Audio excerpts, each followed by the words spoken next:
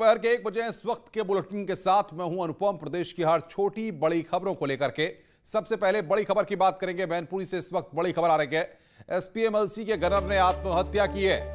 MLC Arvind Yadav का gunner MLC आवास पर खुदकुशी की है। खुदकुशी का कारण अब तक साफ नहीं हो पा रहा है। पुलिस के आला अधिकारी इस वक्त मौके पर पहुंचे हुए हैं। समाजवादी पार्टी के एमएलसी के गनर ने आत्महत्या की है। तस्वीरें हम आपको दिखा रहे हैं। ये उसकी तस्वीर है।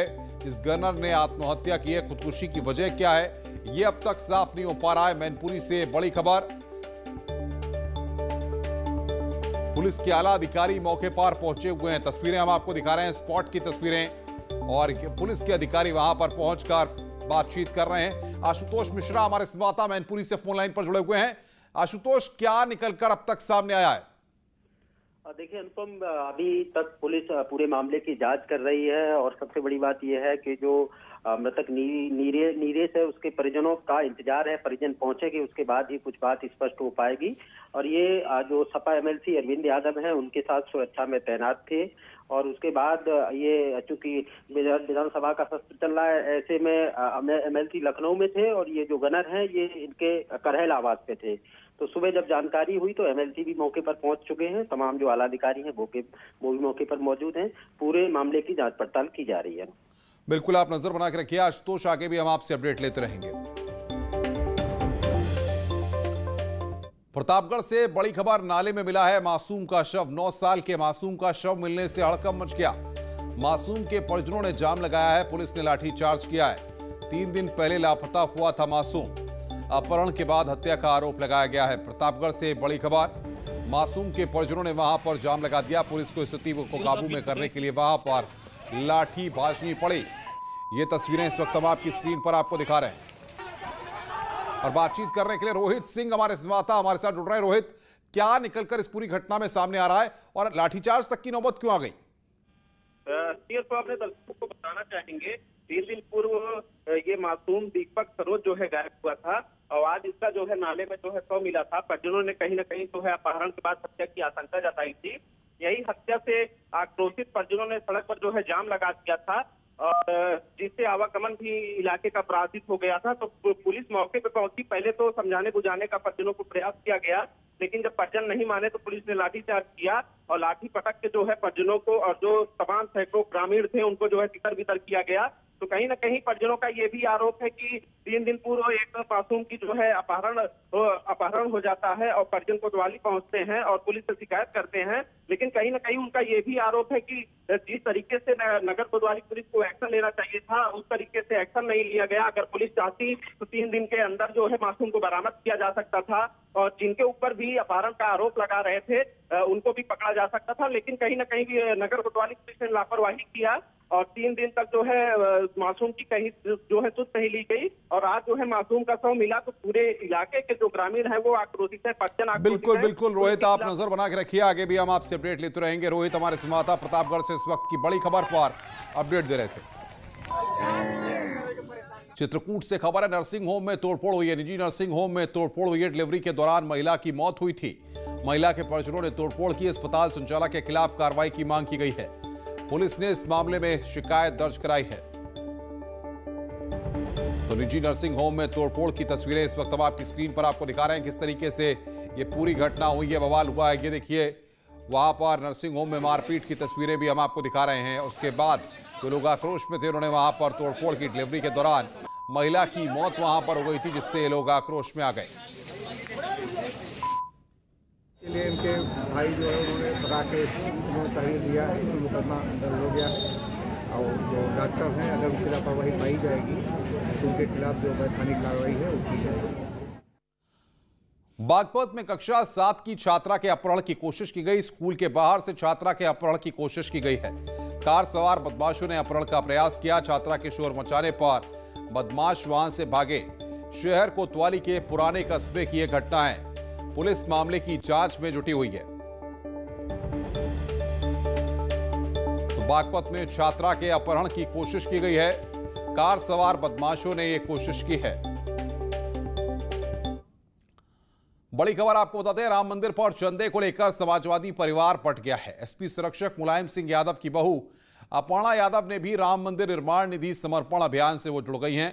अपर्णा यादव ने मंदिर के लिए 11 लाख का दान दिया है। एसपी नेता ने प्रांत प्रचारक कौशल जी को 11 लाख रुपए सौंपे हैं। वहीं दूसरी कुछ ही दिन पहले अखिलेश यादव ने राम मंदिर को लेकर चंदा लेने पर चंदाजीवी शब्द का इस्तेमाल किया था। आपको दिखाते हैं कैसे अपर्णा और अखिलेश की इस मुद्दे पर अलग अलग राय दिखाई दे रही है।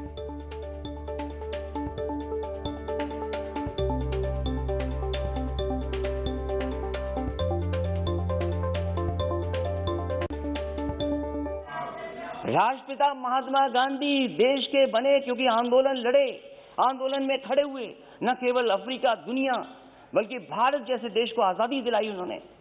उस आंदोलन के बारे में क्या कहा जा रहा है कि आंदोलन जीवी हैं। मैं उनको क्या कहूं, मैं उन लोगों को क्या कहूं जो लगातार चंदा लेने निकल जाते हैं? क्या वो चंदा जीवी संगठन के लोग नहीं हैं?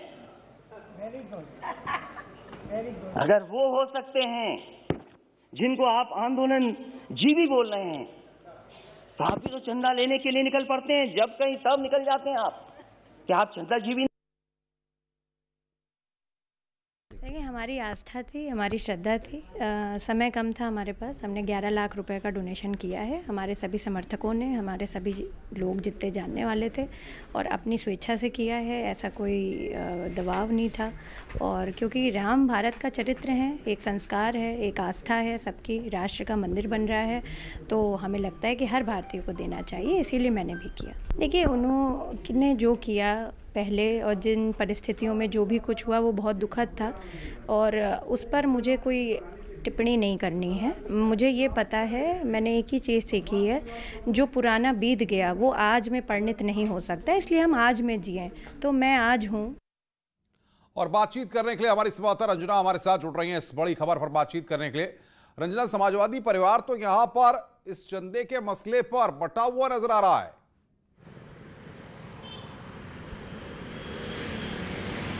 अनुपम, देखिए, अपर्णा यादव ने जो चेक भेंट की है, समर्पण निधि भेंट की है, वो उन्होंने जब उनसे बातचीत हुई तो उन्होंने कहा कि ये उनका एक अपना निजी उनका जो है मत है और वो मंदिर निर्माण में सहयोग देना चाहती थी, इसलिए उन्होंने सहयोग किया। दूसरी तरफ अगर हम देखें तो बीजेपी ने इस पे कहा है कि अखिलेश यादव को इस पे सीख लेनी चाहिए और हिंदुत्व की राह पर किस तरह से चलना चाहिए, अपनी बहू से ही सीख ले।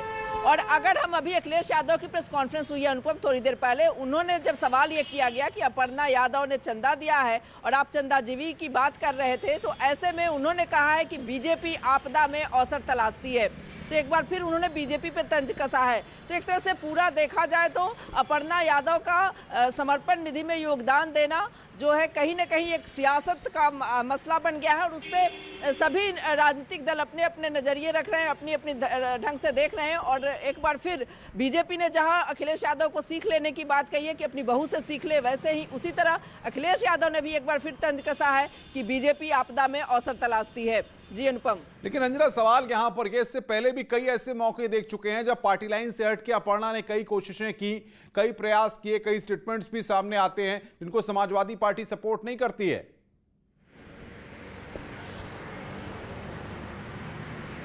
बिल्कुल, अगर हम देखें तो जो यादव परिवार का की बात करें, अगर शिवपाल यादव हो या फिर अपर्णा यादव हो या फिर अखिलेश यादव हो, रामगोपाल यादव हो, तो पूरा बिखरा हुआ है वो परिवार अभी भी। और जो 2017 में जब चुनाव हुए थे और उसका असर, जो राजनीतिक असर पड़ा था उस परिवार पे, और जो जिस तरह से अभी तक वो चीज़ें चल रही हैं अनुपम, 2022 का भी चुनाव आने वाला है और इस तरह से देखिए तो सियासतदान जो हैं उसको उस नज़रिए से देख रहे हैं, सियासी नज़रिए से देख रहे हैं और उस पर कहीं ना कहीं अपर्णा यादव की इस मुहिम को भी सियासी नज़रिए से देखा जा रहा है कि 2022 का चुनाव आ रहा है तो क्या अपर्णा यादव का भी झुकाव बीजेपी की तरफ है, तो इस नज़रिए से भी इस चीज़ को देखा जा रहा है। और आगे भी हम आपसे अपडेट लेते रहेंगे। तो अखिलेश यादव ने इधर प्रेस कॉन्फ्रेंस की, उन्होंने कहा कि समाजवादी पार्टी का कुनबा लगातार बढ़ रहा है। समाजवादी पार्टी के अध्यक्ष अखिलेश यादव ने उन सभी लोगों को धन्यवाद दिया है जो समाजवादी पार्टी की नीतियों से प्रभावित होकर पार्टी में शामिल हो रहे हैं। आज भी लखनऊ में कई नेता समाजवादी पार्टी में शामिल हुए हैं। बड़ी खुशी की बात है कि लगातार समाजवादी पार्टी में बड़ी संख्या में लोग जुड़ रहे हैं और लगातार समाजवादी पार्टी की विचारधारा को आगे बढ़ाने के लिए समाजवादी सिद्धांतों को, जो सिद्धांत समाजवादी पार्टी ने अपनाए हैं, जिस रास्ते पर समाजवादी पार्टी चल रही है, उस रास्ते में आकर के हमारा सहयोग करने के लिए जितने भी साथी आ रहे हैं, मैं उन सब का बहुत बहुत धन्यवाद देना चाहता हूं। पीलीभीत से खबर, समाजवादी पार्टी ने प्रदर्शन किया है। महंगाई समेत कई मुद्दों पर यह प्रदर्शन किया गया है। पीलीभीत टनकपुर हाईवे पर जाम लगा दिया गया। प्रदर्शन में महिलाएं भी शामिल हैं। एसडीएम को वहां पर ज्ञापन सौंपा गया है। पीलीभीत से खबर, पीलीभीत में एसपी का प्रदर्शन देखने को मिला है। समाजवादी पार्टी का यह प्रदर्शन, महंगाई समेत कई मुद्दों पर यह प्रदर्शन किया गया है। पीलीभीत टनकपुर हाईवे को फिलहाल जाम किया गया है। बड़ी खबर, प्रदर्शन में महिलाएं भी शामिल हैं। एसडीएम को ज्ञापन सौंपा गया है। आगे बढ़ते हैं। कल केरल दौरे पर सीएम योगी कल दोपहर 12 बजे होंगे रवाना। केरल में परिवर्तन यात्रा में सीएम योगी शामिल होंगे। सीएम योगी परिवर्तन यात्रा में शामिल होंगे, लोगों को संबोधित करेंगे मुख्यमंत्री योगी आदित्यनाथ। तो केरल में परिवर्तन यात्रा है और उसमें मुख्यमंत्री कल शामिल होंगे, लोगों को वहां पर संबोधित करेंगे मुख्यमंत्री। कल केरल के दौरे पर उत्तर प्रदेश के मुख्यमंत्री रहेंगे और वहां पर परिवर्तन यात्रा में आए लोगों को संबोधित करेंगे। कल दोपहर 12 बजे मुख्यमंत्री रवाना होंगे।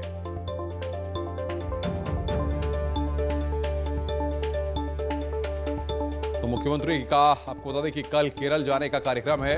इसके बारे में हम आपको बता रहे हैं। कल दोपहर 12 बजे मुख्यमंत्री केरल के लिए रवाना होंगे, जहां पर परिवर्तन यात्रा निकल रही है, जिसको कल उत्तर प्रदेश के मुख्यमंत्री योगी आदित्यनाथ संबोधित करेंगे।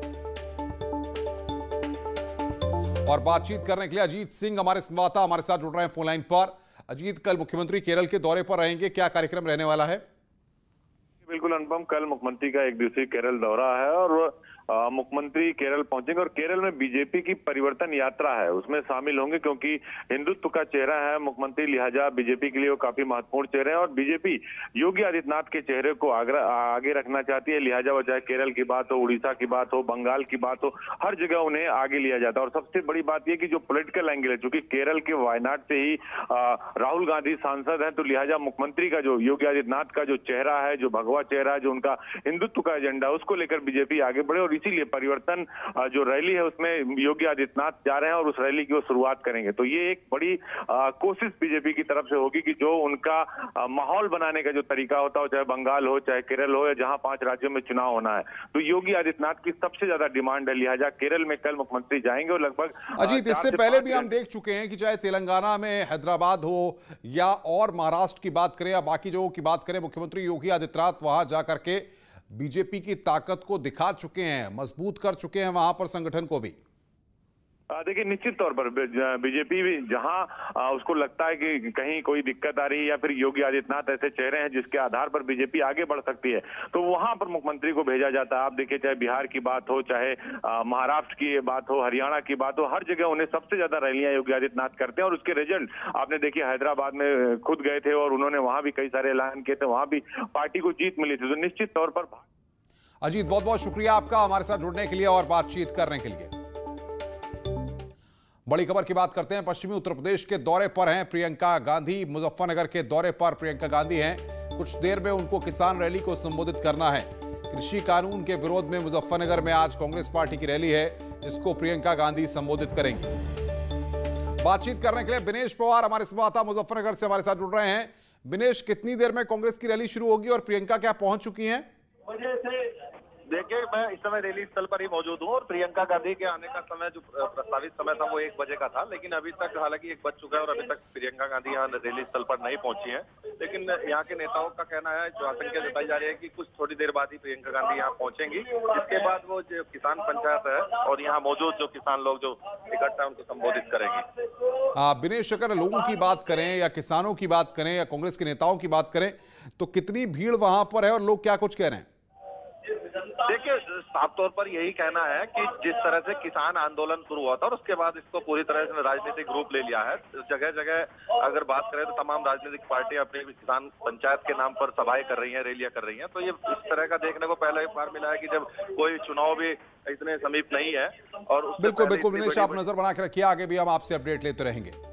पीएम मोदी की अध्यक्षता में आज नीति आयोग की बैठक हुई है। इसमें वीडियो कॉन्फ्रेंसिंग के जरिए सभी राज्यों के सीएम शामिल हुए। बैठक में उत्तर प्रदेश के मुख्यमंत्री योगी आदित्यनाथ भी शामिल हुए। बैठक को संबोधित करते हुए पीएम मोदी ने कहा कि सभी राज्य मिलकर काम करेंगे। साथ ही कहा है कि आत्मनिर्भरता से ही नया भारत बनेगा। शुरू किया गया कि इस बार देश की प्रगति का आधार है कि केंद्र और राज्य साथ मिलकर के कार्य करें और निश्चित दिशा में आगे बढ़े। कोऑपरेटिव फेडरलिज्म को और अधिक सार्थक बनाना, और यही नहीं, हमें प्रयत्नपूर्वक कॉम्पिटिटिव कोऑपरेटिव फेडरलिज्म को न सिर्फ राज्यों के बीच डिस्ट्रिक्ट तक ले जाना है, ताकि विकास की स्पर्धा निरंतर चलती रहे। बड़ी खबर है, टैंकर और कार के बीच भिड़ंत हो गई है, जिसमें हादसे में 4 लोगों की मौत हो गई है, जबकि 3 लोग गंभीर रूप से घायल हो गए हैं। सभी घायलों को आनंद फानंद चंदौसी अस्पताल में भर्ती कराया गया है, जहां पर उनका इलाज चल रहा है। तो कार और टैंकर की टक्कर में 4 की मौत हुई है। कोहरे के चलते यह हादसा हुआ है। 3 लोग गंभीर रूप से घायल हुए हैं। दाल मिल पुलिया पार यह हादसा हुआ है।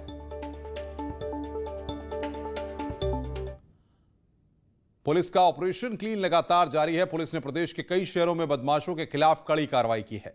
आपको 3 तस्वीरें इस वक्त 3 मुठभेड़ों की हम दिखाने जा रहे हैं। पहली तस्वीर आगरा की आप देख रहे हैं, जहां पर पुलिस ने कैनरा बैंक के लूट के आरोपी को मुठभेड़ के बाद गिरफ्तार कर लिया।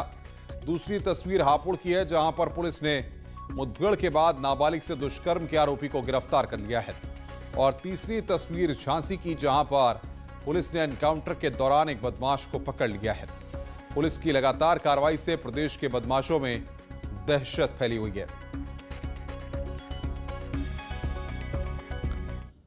कोविड-19 महामारी ने एक दूसरे पर निर्भरता की भावना को मजबूत किया है। इसी की बदौलत पूरा देश एकजुट होकर इस आपदा का मुकाबला कर रहा है। अब वैक्सीनेशन के ऐलान के बाद जरूरत है कि हम सब अपना सबसे बेहतर योगदान दें, ताकि हम एक साथ इस वायरस को हराने की तरफ कदम बढ़ा सकें। नेटवर्क 18 इस मुहिम में हर कदम पर आपके साथ है।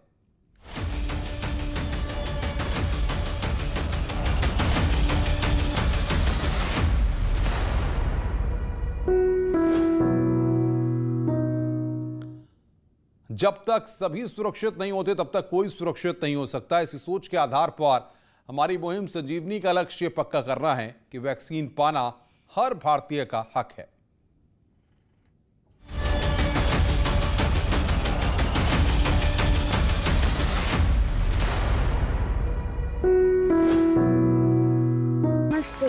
Rachel ji, आइए, please come. You actually written a book. Yes, learn vitamins with Harry Potter. Why are these vitamins so important? They help in healthy body function. How many vitamins are there in your brain? I'm trying to see. ये है ऋषि शिवप्रसन्न, वो नमस्ते करेंगे। नमस्कार। अरे रंग के कितने शेड्स हमको नेचर में मिलते हैं, आपको पता है? 4-5 तरह के। 255. गुरुदेव ऋषि शिवप्रसन्न, जय हो।